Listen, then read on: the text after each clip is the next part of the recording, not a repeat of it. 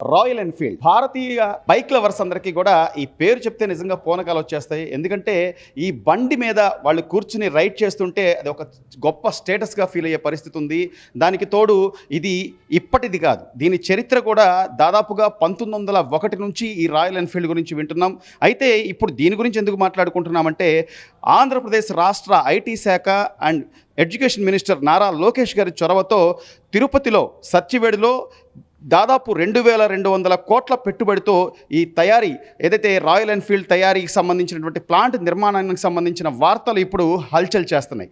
దీనికి సంబంధించి సుమారుగా 3000 ఉద్యోగ అవకాశాలు కూడా రాబోతున్నాయని, అలాగే 2200 కోట్ల పెట్టుబడితో ఈ రాయల్ ఎన్ఫీల్డ్ మ్యానుఫ్యాక్చరింగ్ ఫ్యాక్టరీ అతి త్వరలో మన ఆంధ్రప్రదేశ్కి రాబోతుందని కూడా సగర్వంగా చెప్తున్నారు. అయితే తమిళనాడుకు మాత్రమే తలమానికంగా ఉన్నటువంటి ఈ మ్యానుఫ్యాక్చరింగ్ ఫ్యాక్టరీ ఇప్పుడు లోకేష్ గారి చొరవతో ఆంధ్రప్రదేశ్లోకి రాబోతుంది. ఇప్పటికే కూటమి ప్రభుత్వం ఏర్పడిన దగ్గర నుంచి కూడా అనేక రకాల సంస్థలు, ఐటీ పెట్టుబడులు, అట్లాగే మ్యానుఫ్యాక్చరింగ్ ఫ్యాక్టరీలు, బొగ్గు పరిశ్రమలకు సంబంధించి కూడా ఉక్కు పరిశ్రమలు కానివ్వండి, ఇవన్నీ కూడా ఎంత చొరవతో అయితే అధికారులు తీసుకొస్తున్నారో, నాయకులు దాని మీద వాళ్ళ చిత్తశుద్ధిని చూపిస్తున్నారో, దానికి ఇప్పుడు ఈ రాయల్ ఎన్ఫీల్డ్ యొక్క నిర్మాణ సంస్థను తీసుకురావడం కూడా ఒక ఉదాహరణ అని చెప్పుకోవచ్చు. ఎందుకు అసలు ఈ బళ్ళకు సంబంధించి ఎందుకు అంత క్రేజ్ ఉంటుంది, యువతలో రాయల్ ఎన్ఫీల్డ్ అంటే ఆ ఉన్నటువంటి క్రేజ్ కానివ్వండి, లేకపోతే అమ్మకాలకు సంబంధించి కానీ ఇక్కడ మనతో మాట్లాడడానికి సెల్లర్ ఉన్నారు. సార్, అసలు ఈ రాయల్ ఎన్ఫీల్డ్ అనేది ఏంటి, అంటే అంత ఉత్సుకత ఏంటి, యూత్లో ఉన్న క్రేజ్ ఏంటి, అమ్మకాలు ఎలా ఉంటాయి సార్? సార్, ఆఫ్టర్ జిఎస్టీ అయితే కనుక సేల్ అనేది చాలా పెరిగింది. సో దానివల్ల ఏంటంటే మనకి ప్రొడక్షన్ అనేది ఎక్కువ చేయడానికి కోసం మనకి తిరుపతిలో అనేది కొత్తగా ప్లాంట్ అనేది ఓపెన్ చేస్తున్నారు. సో దానివల్ల ఇంకా సేల్ కొంచెం ఎక్కువ పెరగడానికి ఆ ప్లాంట్ అనేది ఏంటంటే కొంచెం స్టార్ట్ అనేది ఒక 2 yearsలో స్టార్ట్ అవుతుందని నాకు చెప్పారు సార్. సో అంటే రాయల్ ఎన్ఫీల్డ్ అనేపాటికి సార్ ఇది చాలా ధనవంతుల బండి, లేకపోతే సామాన్యులకు అందుబాటులో ఉండేది కాదు అన్న ఒక అపోహ నుంచి కూడా మీరు అన్నట్టుగా జిఎస్టీ ఎప్పుడైతే తగ్గిందో ఇప్పుడు ఇది అందరికీ అందుబాటులోకి వచ్చేసింది అనుకోవచ్చు అంటారా? అసలు సేల్స్ ఎలా ఉంటాయి సార్? సేల్స్ అనేది ఇంతకుముందు అనేది కొంచెం తగ్గింది. సో ఆఫ్టర్ జిఎస్టీ తర్వాత ఏంటంటే సేల్ బాగా పెరిగింది. సో దానివల్ల ఏంటంటే ఆ కంపెనీ అనేది చూసుకొని ఆ ప్లాంట్ అనేది స్టార్ట్ అవుతుంది సార్. సో దీనికి చాలా చరిత్ర ఉంది. రాయల్ ఎన్ఫీల్డ్ అనేపాటికి ఇప్పటివరకు కేవలం తమిళనాడులో మాత్రమే ఈ మ్యానుఫ్యాక్చరింగ్ ఫ్యాక్టరీ ఉండేది. ఇప్పుడు ఆంధ్రప్రదేశ్కి రావడం అనేది ఎలా అనిపిస్తుంది? అదే జనాలకి అందరికీ ఎక్కువ శాతం ఏంటంటే బుకింగ్స్ వైజ్గా నడుస్తుండే. సో ఎక్కువగా జనాలకి కొంత తొందరగా ఎక్కువ రావాలని బుకింగ్స్ కాకుండా కొంచెం స్పాట్లు ఎక్కువ తీసుకోవడం కోసం ఏంటంటే తీసుకోవడానికి ఆ ప్లాంట్ అనేది స్టార్ట్ చేస్తున్నారు సార్. సో ఈ ప్లాంట్ ద్వారా చాలామందికి ఉద్యోగ అవకాశాలు కూడా రాబోతున్నాయి అంటున్నారు. అట్లాగే ఈ రాయల్ ఎన్ఫీల్డ్ బండికి సంబంధించి ప్రత్యేకతలు మీరు వచ్చిన కస్టమర్స్కి వాటి యొక్క ప్రత్యేకతలు ఏం చెప్తుంటారు? Only branding moving sir. Branding వల్ల ఎక్కువగా చాలామంది ఏంటంటే చాలా డ్రీమ్ బైక్ అంటారు చాలామంది. సో ఆ డ్రీమ్ బైక్లు ఏంటంటే ఎక్కువగా కస్టమర్స్ కూడా ఎక్కువ అట్రాక్ట్ అవుతూ ఉంటారు. సో దానివల్ల ఏంటంటే సేల్ కూడా బాగా పెరుగుతూ ఉంటుంది. ఎస్పెషల్లీ ఆంధ్రప్రదేశ్లో విజయవాడలో ఎన్ని బ్రాంచెస్ ఉన్నాయి సార్? అసలు మామూలుగా మంత్లీ సేల్స్ ఎలా ఉంటాయి మీకు? సార్ ఈ కౌంటర్ వచ్చేపాటికి 120 దాకా అవుతుంది సార్ మంత్లీ. 125 దాదాపు విజయవాడలోనే 3 డీలర్స్ దాకా ఉంటారు సార్. మనది ఎప్పటి నుంచి దాదాపు ఒక ప్రబలికా మోటార్స్ 3 బ్రాంచెస్ ఉంటాయి మనకి. ఇక్కడ ఒకటి ఉంది, కరెన్సీ నగర్ ఉంటుంది, న్యూజివీడ్లో ఒక స్టూడియో అకౌంట్ ఉంటుంది. 2 డీలర్ అంటే మహాలక్ష్మి డీలర్ ఒకటి ఉంటారు, తర్వాత సన్ మోటార్స్. విజయవాడ మొత్తం 3 డీలర్స్ దాకా ఉంటారు సార్. సో అంటే షోరూమ్కి రావడం, కొనుక్కోవడం, వెళ్ళిపోవడం కాకుండా దాదాపుగా నెలన్నర ముందుగా అడ్వాన్స్ బుకింగ్ చేసుకుంటే కానీ ఈ బైక్ కొనలేమని చెప్పి కూడా అనుకుంటున్నారు. అలా సరే, అసలు ఏంటి ఇది బైక్ ముందుగా అడ్వాన్స్ కూడా బుక్ చేసుకునే కంపల్సరీ సార్. బుకింగ్ అనేది చేసుకుంటేనే వెహికల్ అనేది ఆర్డర్ పెట్టి మనం తెప్పించడానికి ఉంటుంది. కానీ కంపల్సరీ బుక్ చేసుకుంటే అంత వెయిటింగ్ పీరియడ్ కాకుండా వీళ్ళని తొందరగానే కస్టమర్స్కి అరేంజ్ చేయడానికి ట్రై చేస్తున్నాం సార్. సో ఇది రాయల్ ఎన్ఫీల్డ్ అనే పాటికి ఏదో ఆషామాషిగా కొనేసుకుందాం, వచ్చేసి తీసుకెళ్ళిపోదాం అనేది కాదు.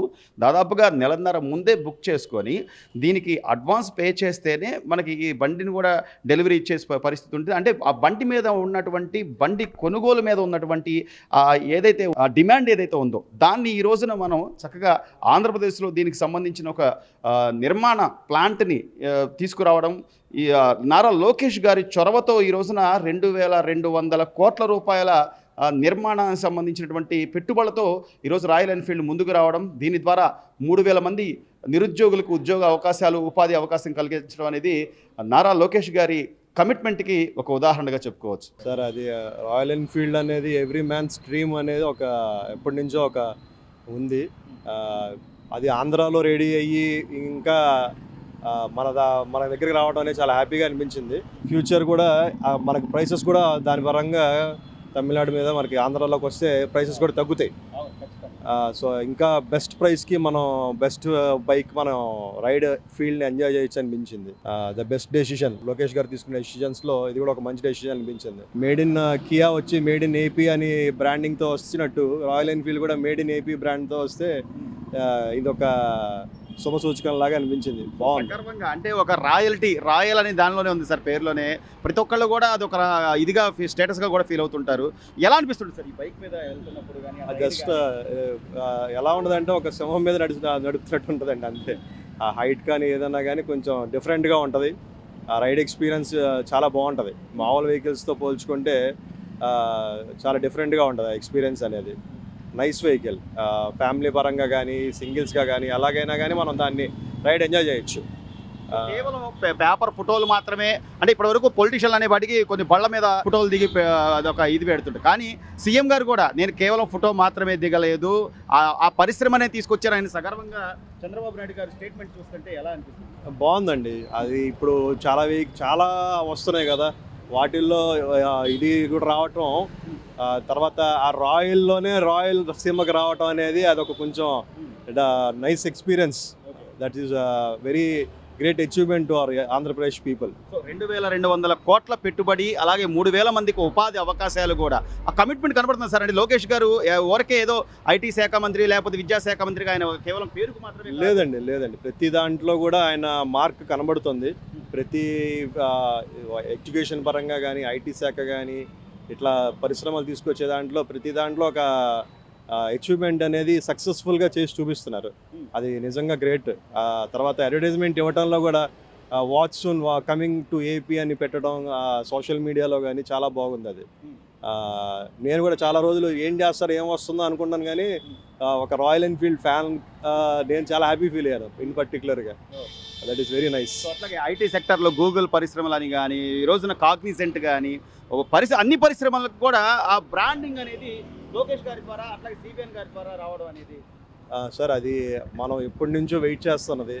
అది ఇన్ని సంవత్సరాలకి ఆంధ్రప్రదేశ్కి రావటం చాలా శుభసూచకం. నెక్స్ట్ అబో పిల్లలు వాళ్ళందరికీ ఒక హైదరాబాదు వేరే స్టేట్స్కి వెళ్లకుండా మన ఆంధ్రాలోనే సక్సెస్ఫుల్గా వాళ్ళు జాబ్స్ చేసుకునే విధంగా ఫ్యూచర్ని 2047 ఫ్యూచర్ని చంద్రబాబు నాయుడు గారు కానీ లోకేష్ గారు కానీ మనకు అందించడం, మనం నిజంగా అది చూడగలుగుతున్నాం అంటే అది మనకు నిజంగా ఒక దాన్ని ఏమంటారంటే ఒక హ్యాపీగా ఫీల్ అవుతున్నాం. అదే రాయల్ ఎన్ఫీల్డ్ బైక్ లవర్గా ఈరోజు మన ప్లాంట్ ఇక్కడ రావడం మీకు సంతోషంగా? రైట్ అండి. 100% కన్నా చాలా ఎక్కువగా సంతోషిస్తున్నాను దాని గురించి. పేర్లోనే ఉంది కదండి రాయల్ అని. సో బైక్ కానీ దీని పెర్ఫార్మెన్స్ కానీ ఇప్పుడు నేను కొని దాదాపు ఒక 3 years అవుతుంది. నాకు ఇంత ప్రాబ్లం కూడా రాలేదు, ఇంత ప్రాబ్లం కూడా లేదు. స్టాండర్డ్స్ అండి, స్టాండర్డ్ మెయిన్. ఇంకా చెప్పాలంటే డ్రైవింగ్ బాగుంటుంది, మనకి స్కిడ్ అవ్వడము, బండి పడిపోవడము, లాగ్ ఉండదు, బండిలో పికప్ బాగుంటుంది, అన్నీ ఇంకా ఓవరాల్ గా చెప్పాలి. బీట్ అది ఒక లైన్ రౌరింగ్ లాగా ఉంటుంది. సో అట్లా.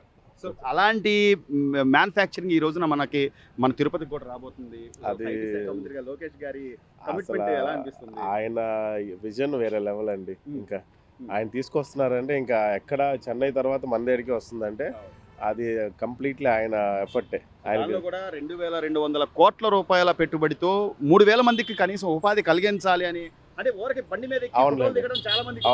అవునవును. ఏమనిపిస్తుంది సార్ పొలిటిషియన్స్?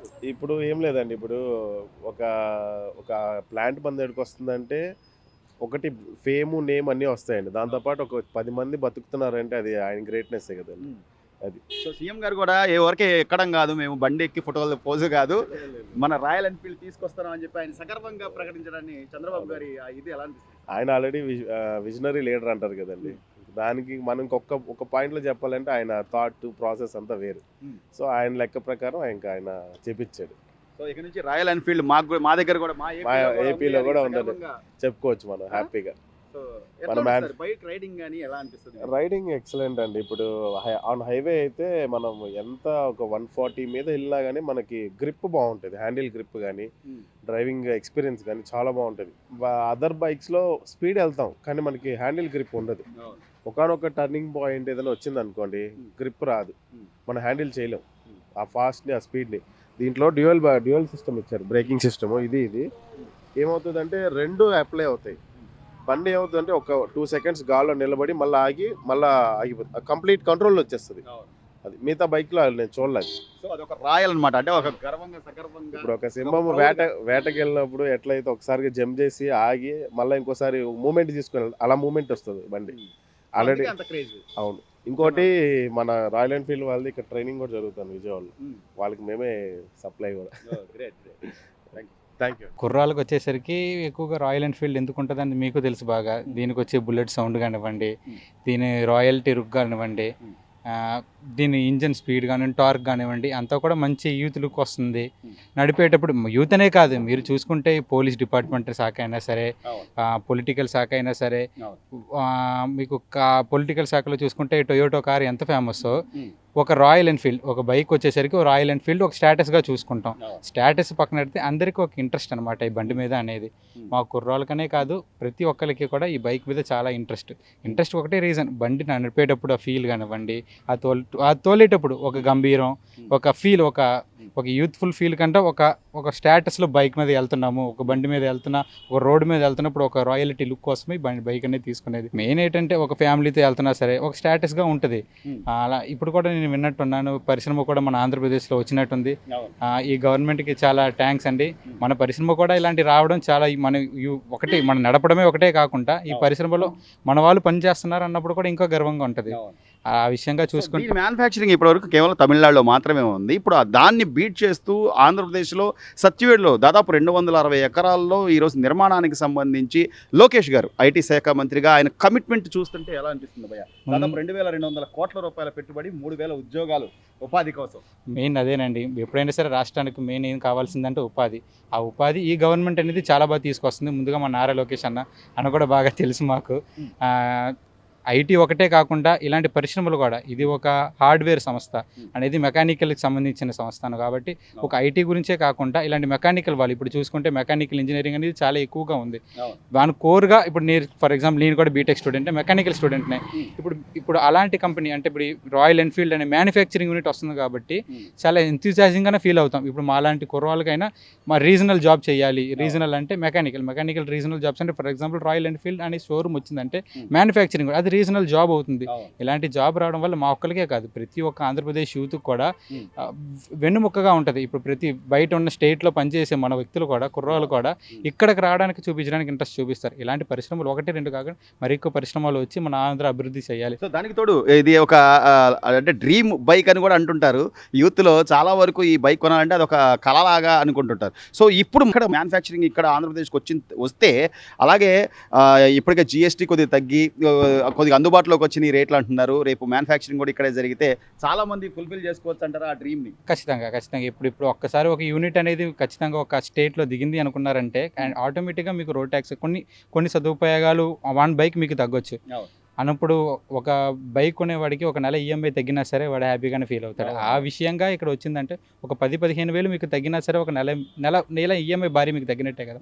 అటువంటి విషయంలో చూసుకుంటే 100% నా ఒక్కడికే కాదు ప్రతి ఒక్కరికి డ్రీమ్ ఫుల్ఫిల్ అయితే ఇలాంటి బండి కోరుకునే వాళ్ళకి మ్యాక్సిమం మీరు మార్కెట్లో చూసుకున్నట్లయితే చాలా మంది కోరుకునే వాళ్ళు ఉంటారు ఈ బండికి.